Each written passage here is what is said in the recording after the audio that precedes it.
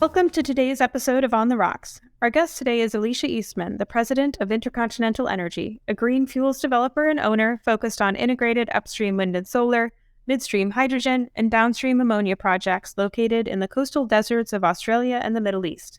Today you're going to hear us chat about how hydrogen is now produced using green electrons, aka renewable energy, and converted to ammonia, and how that whole process and industry is reliant on mining and the mineral supply chain.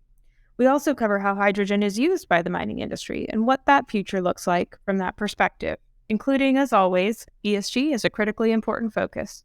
Before co-founding ICE in 2014, Alicia led global market investment and strategy for 20 years, managing private equity funds, market entry and finance for multinational companies, and institutional investors across Australasia and the Middle East, where she's focused on infrastructure, project finance, renewable energy, specialty chemicals in pharma, technology, and telecom. Alicia holds leadership and director roles at industry councils and associations, including Hydrogen Council, SEC Hydrogen, the Ammonia Energy Association, and Global Maritime Forum's Getting to Zero Coalition. Alicia is also the host of her own podcast called Everything About Hydrogen, so to learn more, be sure to look it up and give her a follow and a listen. With that, pour a cup or a glass or a mug of your favorite drink, and let's dive in. Alicia, thank you so much for joining us today on The Rocks. I'm excited to have another fellow podcast host on to talk more about hydrogen and everything going on in your world. So thanks again for coming on today.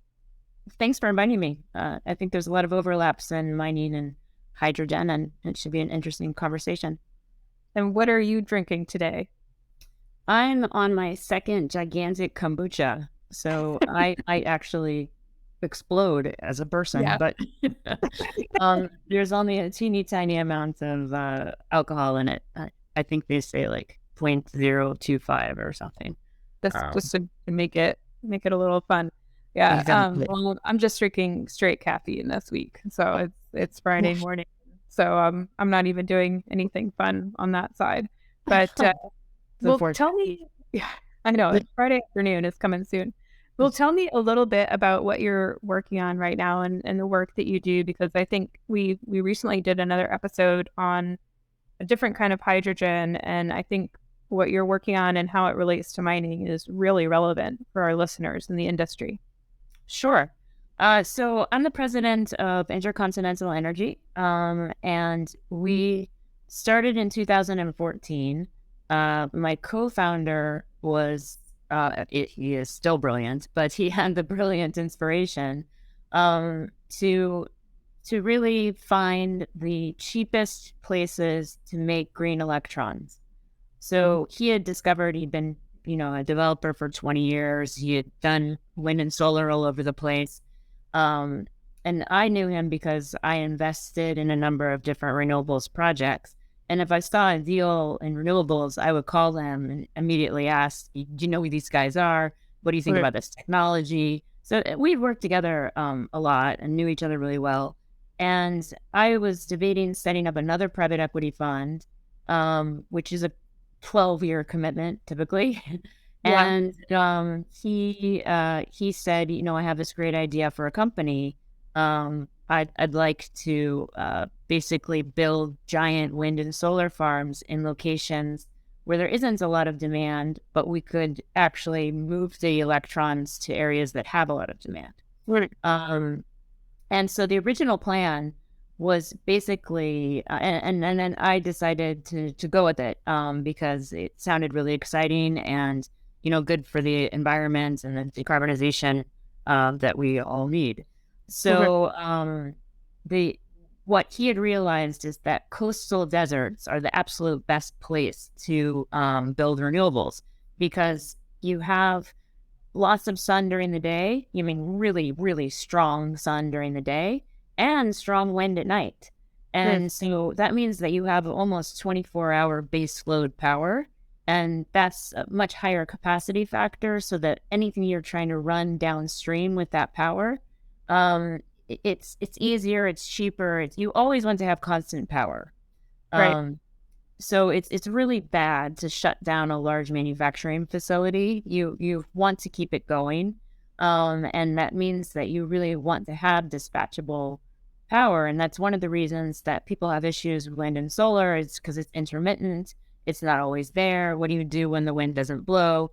And for us, we decided, let's take away the majority of that problem by having a diurnal profile, by having the sun during the day and the wind at night. And then, we can have some batteries, we can have some storage, we can have some storage in the balance plant. We can fix it up because it's just a little bit of a problem, not a huge problem. If you're only using solar, for instance, your capacity factor is like 24%. So that means that whatever equipment you buy, all that CapEx, everything, all that money that you spend on equipment, it's getting used 25% of the time. So you need 4 times the amount, to get to the same place as somebody who has constant power coming in, and at a very cheap price, because it's the best. It's the best profile you can find. It's in these coastal deserts, and so the idea was we had decided Oman, and we would, using an undersea cable, we would send the electrons to Bombay. Right. And in Australia, we found a really good project, and we thought we would send them with an undersea cable to Singapore and through Jakarta. And then we realized that we could make these electrons so cheaply that we could actually make hydrogen. Because the problem with hydrogen has been around a very long time, over 100 years of people trying to work with hydrogen. And there's been in the 2000s, people picked it up again, but never before had we had these renewable inputs that were so cheap, and that really made it actually feasible. So we decided to start making hydrogen. The advantage of it is that you can ship it. It's much easier. It's not point to point. You don't need to build an undersea cable. Undersea cables are very expensive, and they're also very restrictive, because you can't have more than the cable can hold, and you must fill the cable or you're not going to make enough money for the product to work. So it's very restrictive, and there's a lot more variability that is allowed with hydrogen. But we quickly discovered that hydrogen is actually not that easy to store or move either. So we decided that we would focus on ammonia, because basically what you do is when you make hydrogen, you take water, and water, as everyone knows, is H2O, and you split it into the oxygen and the hydrogen. And then if you want to wrap that hydrogen to make it easier to ship, you can take nitrogen from the air. So 78% of the air we breathe is nitrogen. It's easy to take from the air. You add it to the hydrogen, and that's ammonia, NH3. So that's, all the chemistry you need for this. And then basically ammonia, you can ship at negative 33 degrees Celsius. And that's pretty reasonable. If you want to ship hydrogen, you have to ship it at negative 253 degrees Celsius, which is only 20 degrees above absolute zero. So you're likely to lose your hydrogen in shipment. Like, you would continuously be losing energy from it, and it will be gone by the time the ship arrives. So it's not the best. It's good for short distances, and it's good for not if you're going a very short distance, that's fine. But liquefying hydrogen is not great for long distance. And the other thing that was great about ammonia, so it's not just a shipping vector, it's not just a wrapper, but there are a number of different industries and applications that can use ammonia directly. So shipping can use ammonia as a fuel instead of diesel, and there'll be zero greenhouse gas releases from that. Is it absolute clean fuel? And in northern Asia, they're co-firing with ammonia. So you'll take a coal facility that's unfortunately recently built, and instead of putting 100% coal in, you put 80% coal in, and you put 20% ammonia, and you have 20% less emissions. And they want to increase that to 100% ammonia, so no emissions. But they're starting and they've already done testing. So the 20 to 30% is already they can do definitely. And if you want these green fuels, then you want them to come on a green ship, right? You don't want it Right. does make a lot of sense for you to be buying these green fuels. Yeah, it's on a dirty ship. So they're kind of tied together. And so we feel that, these are industries that need it. Shipping is now, I think, 3% of greenhouse gas emissions, but it's growing really Yep. fast. And by 2030, it's probably going to be 10%. And there aren't very many options. There really are almost no other options that will have zero greenhouse gas emissions and that you're able to make forever, Right. because it's only seawater, right? You need seawater, which we're going to have plenty of, because that's like 70% of the world. Okay. um, you need wind, solar, and you need nitrogen. And again, nitrogen is 78% of the air. So we will always be able to produce ammonia. Whereas all the other options like biofuels and all these different other things that you can use for shipping, they run out. They run out so quickly. There's just not enough for the industry. And so that's why we decided to focus on that. And we have 4 very large projects. We announced recently that BP has invested in one of our Australia projects, which is 26 gigawatts of upstream, and they'll be the operator. And in Oman, Shell just joined as the operator. Our MOU that we announced in Saudi is with Aramco, the biggest company in the world. So I think they can operate pretty well.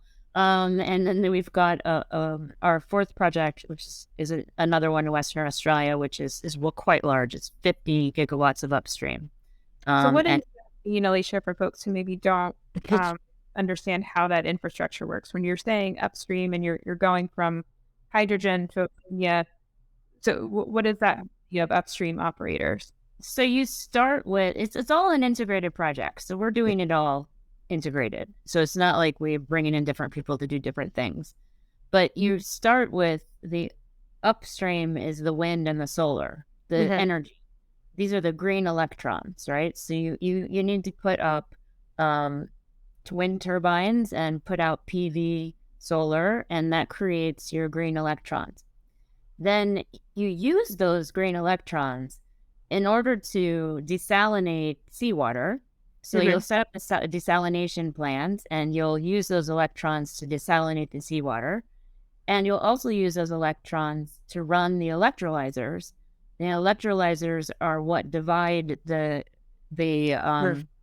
H2O into the hydrogen and the oxygen. And then you also use those electrons to take nitrogen from the air and combine it with the hydrogen. And then you end up with ammonia and a lot of leftover potable water, actually, which is nice. So the community has more water. We can green the deserts. We can create topsoil, because actually oxygen is really useful for that. So we can actually help these areas that really have nothing there. We can actually give food security and be actually greening the desert, essentially. So we can leave it better than we found it. Yeah. And increase diversity of different animal population, flora, fauna. So yeah. And is And people mean by green hydrogen then when folks give the different colors of hydrogen? yes. Is this process? Yeah. Okay. So green hydrogen is when it's made with a renewable resource at the top, like the wind or solar or geothermal or hydro. Even though like geothermal and hydro, you run out of them. They're not necessarily renewable, but they are green because they're not causing any, CO2 problems. And then blue is the old way of making hydrogen, which is what we refer to as like gray hydrogen. This is hydrogen that involves a lot of greenhouse gas emissions. And that is the old process, which is called steam methane reform. And you start with basically gas, like natural gas, methane. And you have this process, and at the end of it, you have hydrogen. And Mhm. typically, you don't even sell that hydrogen. You would almost immediately put it into ammonia for fertilizer or into Oh, urea, or you would make explosives like ammonium nitrate. There's lots of different things you can make from the hydrogen. And so a lot of people are making it right now, and then they just make the end product as well. So there's hmm. not a big hydrogen is not sold around the world that as much as, it is kind of locked into this process of making another product like ammonia. Okay. And how does all of that fit with what you're looking at in the mining industry? So mining has an impact on us because we rely on a supply chain of both the components that are necessary for the wind and the solar. So the PV, which has copper and a number of other different metals, the the sort of head of the of the turbine, the steel that goes into the height of the turbine, essentially, and the electrolyzers. And the electrolyzers to date, a lot of them are require platinum group metals, which are very difficult to find. And there's just a number of different it's kind of the rare earths issue where Hmm. they're not necessarily rare, but we don't have a lot of them, and we don't have a lot of people who are working on them. So it's definitely something we promote. And I think that COVID really, I mean, obviously people realize that we can't have these supply chains that are so tight where we can't even make our own masks in our own country. Like Right. it's just, we have to have more options. And then with the war in Ukraine, Europe, realize that this is crazy that you're having just a pipeline coming from a country that's not even a friendly country. So, it's just much better to have options. Right. And you don't have to be an isolationist. You don't have to make everything at home. We don't all need to make our own shoes, but comparative advantage still matters. And, it's important, but it's important to have options. So if there's a problem somewhere, you've got other ways to get it. And I think that's one of the things that's helpful about hydrogen and ammonia is that, because it can be shipped anywhere and it can be used in many different ways, whether it's used in an internal combustion engine or in a fuel cell, there's lots of different options. And one of the things that we're trying to do to diversify and to not make the supply chain a problem is to have different technologies as well as geographies. So Like, right now, China makes 90% of the PV with the solar panels in the world. And we can't have that. We can't have that in any of the different supply chains. So US IRA that was passed. There's money there to make PV in the U.S. and to also do mining and to find different components that are required. And Saudi has done this. India is doing this. There's a number of countries, Australia, where they're providing help to actually focus on these things that we need, whether it's rare earths for different things or the supply chain for us for renewables and then for hydrogen.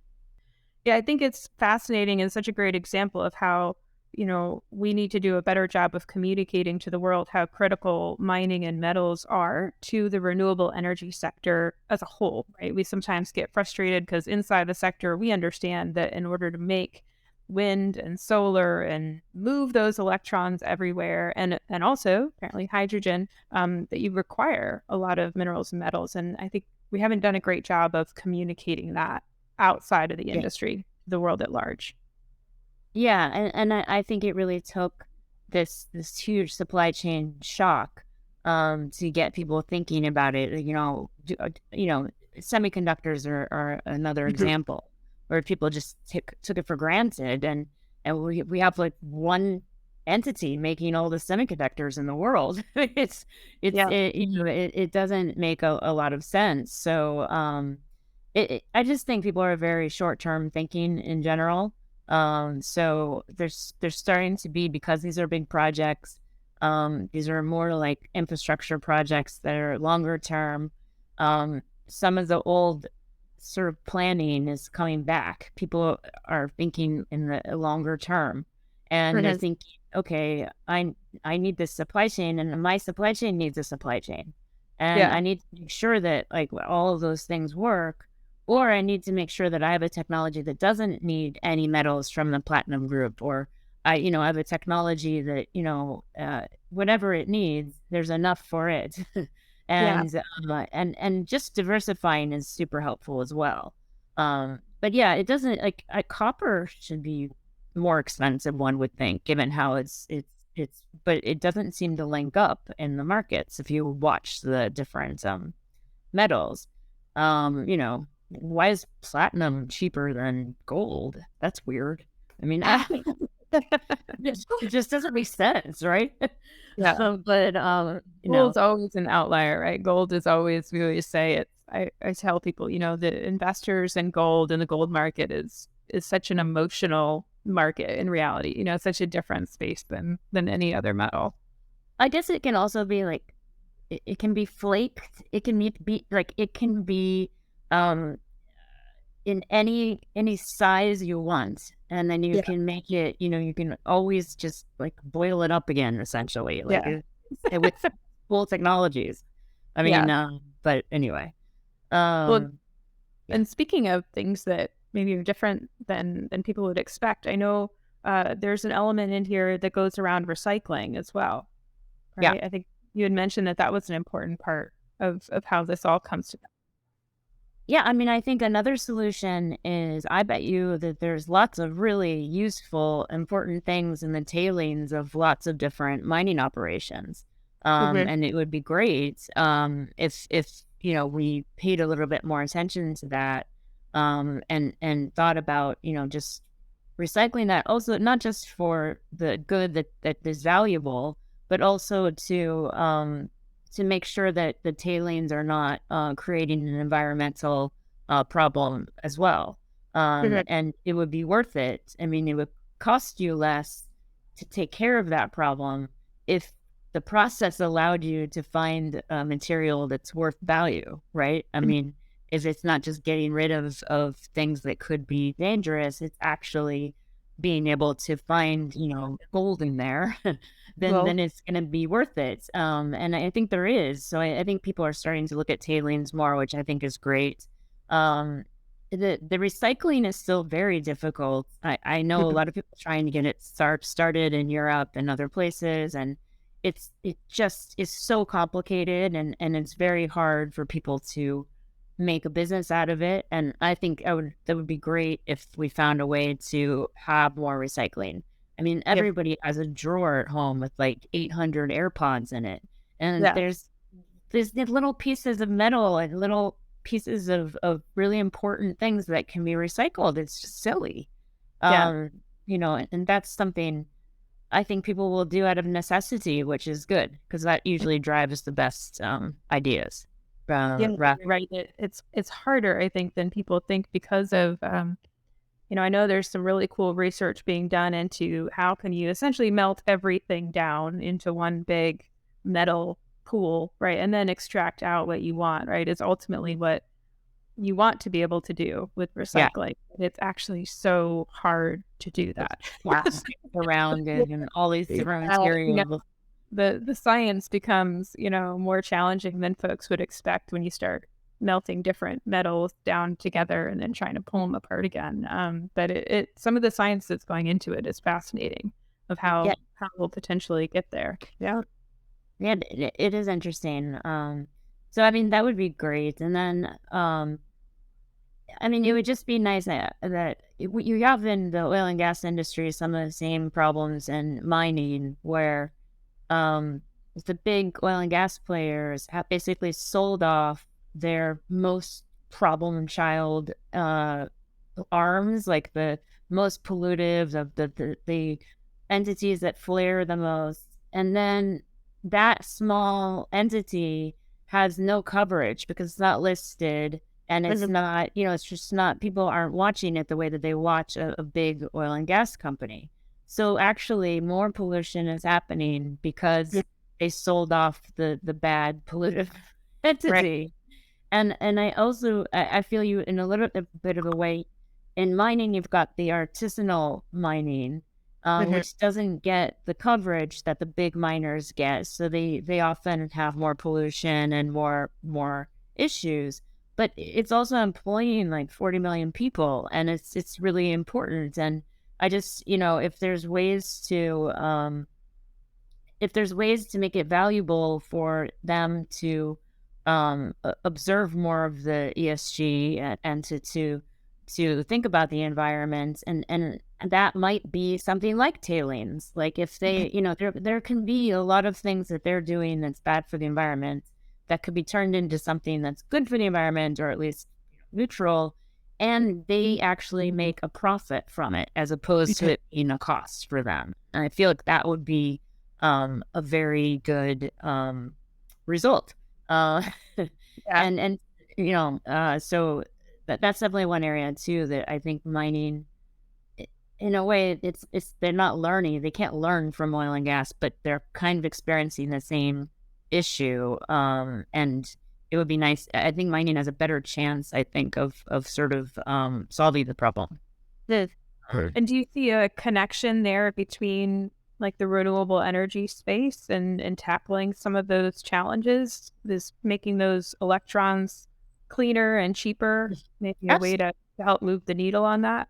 Absolutely. I mean, if you think of these mining operations are often in the middle of nowhere, and Mhm. they rely on gen sets and diesel is very expensive. And not only is it very expensive, it's unreliable. You don't know how much it's going to cost. It goes up and down quite a lot. So if they set up their own, wind and solar, they can set up, they can even have hydrogen very easily, and, have a storage bullet. They can actually be self-sufficient and not have to be dragging in diesel, and not polluting. And it could work out. I mean, the numbers can be better because the diesel is really expensive. And natural gas in a lot of places in the world is really expensive. Um, and this doesn't require a huge amount of infrastructure, right? Because we're talking about just the electrons, and then, to make the hydrogen is also this. You can make any scale you want. You can make a little bit, or you can make a lot. You don't need to make huge amounts. You can make enough Mhm. for what you need. And then that goes along with electrification of mines, or for using hydrogen for basically the same thing, but there's just different methodologies. Using hydrogen fuel cells, or using ammonia fuel cells for those super heavy, I don't know what they're called, super heavy like lifters, or these Yeah. cranes. It's not a crane. I can't remember what it's Yeah. called, but it's super heavy. Yeah. Um, and that's a good fit for hydrogen, because hydrogen is a fuel. It's a molecule, not an electron, and it's easier for that. Um, And it sounds like that's something that the equipment manufacturers are really looking at, right? Is the potential for hydrogen. I mean, this seems to be getting closer and closer to commercial yep. adoption. I mean, But yeah. Walmart is using it. Lots of places are using it. I think Anglo American in South Africa is building, and they're definitely already using it, but they're building sort of a hydrogen valley around it. Hmm. Um, I mean, it could be. That's the thing that the problem with mining typically is that you're just not there very long, because once you take the whatever it is you're looking for, then you just take off, right? Mhm. So anything that can help build a more complex economy around the mining, Right. um, using the mining as a springboard, right? Because the mining needs energy. And so if it makes sense for the mining entity to put wind and solar, and then they're leaving it because it's good for 25 years, but they might not be around for 25 years. And this is all But the basis for infrastructure that can help form broader economy that can help local people much more. sure. Um, and it's it's invaluable to have a complex economy. Like nobody wants to be a banana republic. You want to have as many different types of industry as you can, because that is just much more resilient. Yeah. And that's another thing I think we've learned in the last couple of years, that resilience is something that we need to keep an eye on.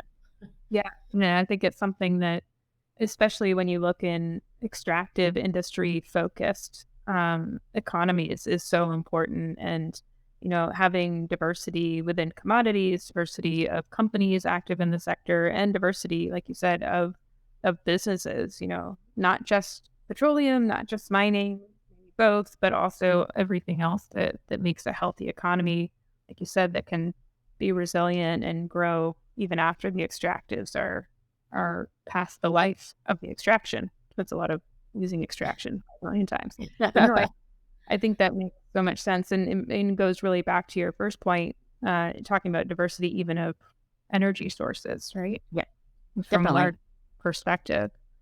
Very cool. Well, if you were looking at one place where this is being done really well, where folks are really thinking about this in a forward-looking way, is there something that a place or a project that jumps out at you? Well, I think our first project in Australia, the Australian Renewable Energy Hub, the one that BP invested in, it's located in the Pilbara, which is where a lot of mining is. And I think that those mining companies are looking to use hydrogen as well as green electrons, to basically reduce the amount of pollution that they create. And that might be one of the first areas to really take off, because there'll be a source there, and there's lots of different miners and different mining going on. But I think that Canada actually has a lot of different options, and they also have a lot of mining. And Saudi is doing this. Saudi wants to be one of the biggest producers of green hydrogen in the world, and they're immediately focusing on these materials that are necessary for the supply chain. And they're also starting straight up with ESG. Like they're like, it took us a while. They said they were going to announce the mining law, like, you know, 10 years ago, and we got it like 2 years ago. That are But it is actually a great mining law, and it does take ESG into account, and it does focus on the types of things that make sense to mine. I mean, I'm flabbergasted by like how much pollution is created by mining diamonds. Like that that you could actually like it's for I think it's 1 kilogram of diamonds is 800,000 kilograms of CO2. And 1 kilogram of iron is only 2 kilograms of CO2. Mhm. But they're shiny and they're pretty. And we can make them with chemicals now. I mean, it's just like we can make perfect diamonds with chemicals now. Perfect. Better than the ones in the ground. No, they're not. They're not like real diamonds. But I'm a geologist. You're killing me here. Yeah. I know. I know gemologists too who have like, auction houses or whatever, but you know, look, I get your point. Yeah, absolutely. and we didn't even get into the blood diamond as part of it, right? So Yeah. Yeah. um yeah. But I think they are thinking that, so what are our choices? What do we have available, and what are the things that we can do that on the margins, or just it could be dramatically better for the environment if we focused on X, Y, or Z. So Mhm. they're keeping that in mind as well, which is, I think, great.